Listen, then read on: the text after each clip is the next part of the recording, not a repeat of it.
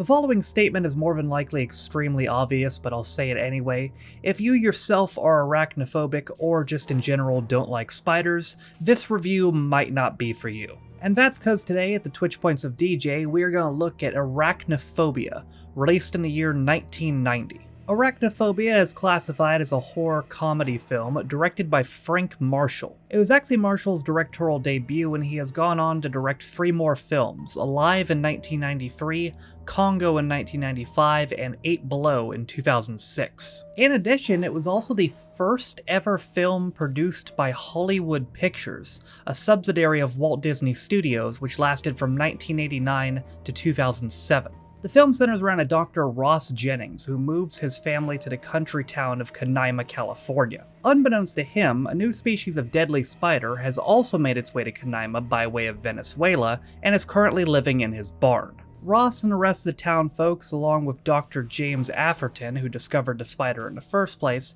then have to make sure that it doesn't kill everybody. And starring as Dr. Ross Jennings in this film was Jeff Daniels, who at the time already had 2 Golden Globe nominations. Also in the cast were Harley Jane Kozak, John Goodman, Julian Sands, Brian McNarma, James Handy, and Peter Jason. The film was released only in the United States and received positive reviews from critics. It also did decently well at the box office, drawing $53 million on a $22 million budget. Those are also really good numbers when you consider that at the time, it was up against Ghost and Die Hard 2. Despite the positive critical reception and the good money made, this film kind of ended up going under the radar for a number of years, until it was re-released on Blu-ray in September of 2012. Fast forward to now, and it was announced a year and a half ago that this film is actually going to be getting a remake, written and directed by Christopher Landon, who did most of the Paranormal Activity films, produced by James Wan, who did Saw, and Frank Marshall, who produced this film, will also be working on it as well. So by all accounts, this seems to be a pretty underrated film that you may not have seen. And if you haven't seen it, we're about to go through it right now. Arachnophobia, released in 1990. So our film begins in Venezuela, where American photographer Jerry Manley is on his way to his new assignment. And that assignment is assisting British entomologist James Afferton as he's seeking new species of insect. They take a helicopter into a rainforest where they descend into a giant natural sinkhole. Afferton and his team set up a bunch of cups and then use a giant toxin spray, which bring down insects from the rainforest and have them fall into cups. One of these is a giant unknown species of spider, which somehow survived the toxins. They take it back to camp in a jar, but unbeknownst to them, another one of these spiders, an even bigger one, hitches a ride. Back at camp, Jerry is still suffering from a fever and decides to go have a lie down. And while he's doing that, that giant spider crawls its way into his bed and bites him in the stomach, killing him in about 20 seconds. Afferton and crew make a coffin to have his body shipped back to his hometown of Kima, California. But unbeknownst to them, the spider who killed him hitches a ride in the coffin and goes back to Kima with him. The coffin is brought to the Kima funeral home, where funeral home director Irv examines Jerry's body and finds him to be completely drained. What he does not notice, however, is the spider escaping and making its way into Kima. It doesn't get very far, however, as it's picked up by a bird who carries it away. Well, that's problem solved. Nope, just kidding. It bites the bird midair and kills it, and they both drop near a farmhouse. And this house is actually just being moved into by a Dr. Ross Jennings, his wife Molly, and their 2 children. Ross, who suffers from arachnophobia, has moved to Kima from San Francisco to take over as town doctor, as the old town doctor is retiring. While moving in, they find a house spider in one of the boxes, and Molly takes that out into the barn, not knowing that the Venezuelan spider has headed into the barn as well. And that night, the house spider and the Venezuelan spider meet and begin to mate, which I'm sure will end well. The next day, bad news for Ross. He meets up with town doctor Sam Madcalf, who tells him that he's not retiring after all. Well, that sucks. What sucks even more is as soon as Ross goes outside, he meets the bumbling Sheriff Lloyd Parsons, who's writing him a ticket. He is saved from that, however, by Margaret Hollins, who's his new neighbor. And in some good news for Ross, she agrees to be his first and, well, only patient. Next day he examines her, and there's absolutely nothing wrong with her, only she's taking some heart pills that Dr. Metcalf put her on, which Ross says she doesn't even need to be on, so she gets off of them. Margaret then suggests that a way for Ross to meet everybody in town is to throw a big old party at her house. Sometime later, Molly enters the barn with her camera and finds a massive spider web in there, like a massive spider web, and takes a picture. Molly decides to take Ross to the barn to see the spiderweb to help him get over his arachnophobia. The reason Ross has arachnophobia is an incident when he was 2 years old. It's actually his first ever memory, where a giant spider crawled up his leg and he became paralyzed with fear. Ross goes up and sees the web and also sees that the spider has somehow killed a whole rat. We also see an egg sac with more baby spiders coming out of it. Sometime later, Margaret throws that big party for Ross where Ross meets everybody in town. And we also see the baby spiders making their way out of Ross's barn to go mingle with the townfolk. And as the party ends and everybody leaves Margaret's house, one of those baby spiders makes their way inside. That night, Margaret lets her cat out and goes to turn the lights off downstairs, where she is bitten by said spider. The next day, Ross is trying to mend his wine cellar, which is very damp and the wood is very poor, making him believe there might be termites. Molly says she'll get an exterminator out, but also that she hasn't heard from Margaret, so Ross goes over to check on her and finds her dead in her house. Dr. Metcalf writes her death off as a heart attack, which Ross doesn't buy, especially since he had her get off the heart pills. Metcalf then blames her death on Ross since he had her get off the pills that she didn't even need, and also for some reason refuses to do an autopsy. A few days pass, they have a funeral for Margaret, and then Molly calls out the local exterminator named Dilbert to look at their cellar. Dilbert's diagnosis is that it's just bad wood, which they should replace with good wood. Meanwhile, having lost his only patient, Ross goes down to the local football gym to get some work. After one of the players gets sent off, a replacement comes in, not knowing that one of those baby spiders has just crawled into his helmet. As he's running a route, the spider bites him in the neck, killing him almost instantly. And at his funeral, we see Metcalf spreading rumors about Ross, claiming that Ross might be at fault. What the fuck, man? The old fucker gets his comeuppance though, as that night he's stepping into his slippers and a spider bites him on the foot, killing him. Ross goes over where he meets the coroner named Milt Briggs, and they argue over what happened to him. Ross, having noticed the spider bite on Metcalf's toe, instructs Milt to do a full autopsy.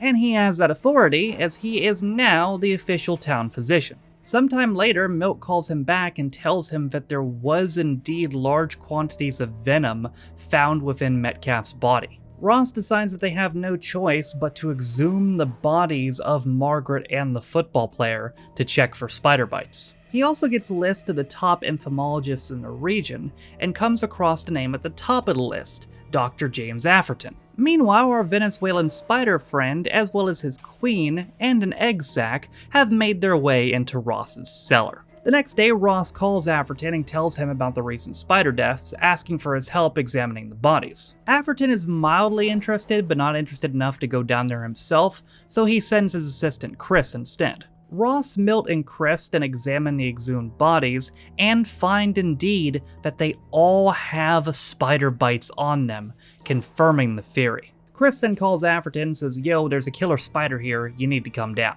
The next day, the sheriff, Ross, Chris, and Milt go to examine Metcalf's house to try to find some spiders. They find a dead one in a cereal box and also a live one which they're able to trap in a wine glass. Meanwhile, the football coach is having a spider issue, so he calls Dilbert out to deal with it. Dilbert finds the spider and finds it's immune to insecticide, so he just crushes it with his foot. Meanwhile, Dr. Afferton has come down and Ross has kind of put the puzzle pieces together. He says, "Hey, yeah, remember this town? This is where your assistant, Jerry Manley, lived, and I think that spider came back with him." They test the venom of the baby spider on a rat, which kills it almost instantly. They also find that the spider does not have reproductive organs, and the only other time that Afferton had seen that was the Venezuelan spider. They also determine these baby spiders are just soldiers, and they need to find the general as well as his queen, which would be somewhere in a dark, damp area. Dilbert also arrives to join the party, as he's somewhat of a spider expert himself. They think the spider nest might be at the funeral home, so Chris, Dilbert, and Ross go over to Irv's house. Irv and his wife are watching Wheel of Fortune and eating popcorn, although there is a spider in their popcorn bowl. Ross, Chris, and Dilbert head over there while Afferton and the sheriff are just about to leave, but then Afferton sees a picture on the wall of the spider web in the barn at Ross's place. Our trio enters Irv's house to find Irv and his wife both dead, and then the spider comes out of Irv's nose. Afferton then enters the barn to look for the spider web while he instructs the sheriff to leave and go get everybody else here. Back to our trio, they get a map and map out the locations of the deaths from spider bites, and they form a circle around one place, Ross's house. Meanwhile, Afferton is exploring the barn looking for the Venezuelan spider, but it finds him first and kills him. The trio then arrives, and Dilbert goes into the barn to try to deal with the spider, while Chris and Ross enter Ross's house to try to get his family out. Dilbert then finds Afferton's dead body covered in spiders. And in Ross's house, the shit really hits the fan, as spiders come out of everywhere. They're in the goddamn walls. And it looks like they're actually targeting Ross, his family, and Chris, so they make their way upstairs into the bathroom to try to get out the window. Everybody gets out the window safely except for Ross, who gets blocked out by the spiders. Outside the house, however, Dilbert has brought out the big guns and he's going to town on the spiders, evaporating those motherfuckers. Ross, meanwhile, escapes the bathroom, still trying to dodge spiders, but he falls over his banister through his downstairs floor into his cellar, which somehow does not break his back. And then he notices, oh wait, this cellar is a dark, damp area. This might be where the queen is. Well, it is, and there she is. Ross then hunts the queen with a shovel until it gets on his shovel, causing him to fling it into an electrical socket, killing her. Good thing he took care of her too, because Ross can't get out the way he came in and the cellar is locked. He then notices the queen's egg sac, and he's prepared to take care of it. However, turns out the queen wasn't the only one in there. The Venezuelan host is there too, and he is pissed. After fending it off with some wine bottles, he begins torching the whole place, trying to kill the Venezuelan spider. Eventually, the not-so-itsy-bitsy spider crawls up a water spout, where it jumps out at Ross. After Ross throws it off, he falls backwards and notices the spider crawling right towards him. And just like when he was 2 years old, it climbs up his leg, paralyzing him with fear. Or so we thought, as soon as the spider gets to a wood plank on his chest, he flings it into the fire. But that motherfucker still ain't dead, as it comes out of the fire, on fire, back out at Ross. This movie came out 2 years after Child's Play, by the way. Not saying they took it from that, but they probably took it from that. The spider jumps at him again, but he shoots it out of midair with a nail gun, and it flies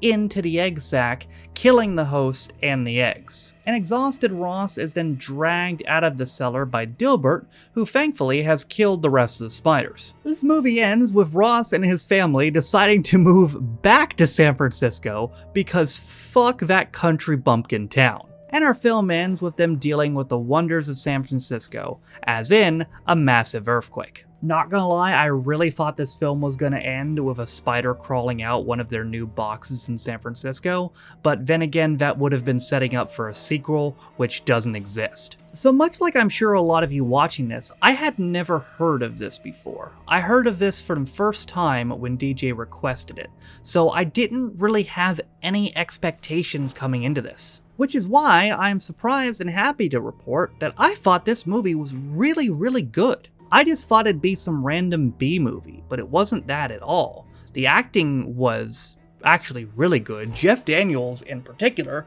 was not only great casting, but he was in top form. He portrayed being paralyzed with fear very well. That feeling of just being helpless and not knowing what to do, he portrayed that very well. Near the end, when he's battling the spider, we see his slow descent into madness, trying to kill it. He portrays that very well as well. John Goodman was very fun as well as the, I feel like I'm saying as well too much. He was very fun as well as the exterminator. It was, you know, a classic camp comedy role, but he played it very well and he ended up being very important to the plot as well. Have I said as well enough times in this? I'm going to try to stop saying that now. The way Frank Marshall described this film was people like to be scared but laughing, like a roller coaster. No one wants to be terrified. And for the most part, I think that was pretty accurate. It mixed in the comedy with the horror very well, although I think people who actually have arachnophobia were terrified watching this, but then again, they probably also just didn't watch this. Because this is Disney as well, this is also technically supposed to be a kid's film, which I guess I kind of see. There's no strong language or anything, so I guess it does fit as a kid's film. I don't know if I'd show a kid a film about a bunch of spiders, though, but what do I know? Maybe it'll help him get over the fear of spiders early. Or maybe it will develop it early, who knows. Regardless, if you have not seen this, I would highly recommend checking it out for yourself. It's very underrated. Again, it's on Blu-ray now, and maybe get acquainted with this before the remake comes out, especially if the remake sucks, because if the remake sucks, this film might age even better. But that is it for my look back at Arachnophobia. Thank you, DJ, for using your points on this. I did enjoy it, and thank you for watching. If you liked the video, be sure to leave it a like. If you didn't like it, don't. If you want to follow any of my social media links, they're all in the video description, as well as names on my Patrons. Thank you to my Patrons for supporting me in all my channels. I appreciate you guys. With all that being said, though, my name is Noah Taft. This has been my look back at Arachnophobia, released in the year 1990. Hopefully that remake is good. We'll see, though. You never know with remakes. And I'll see you guys next time. Bye.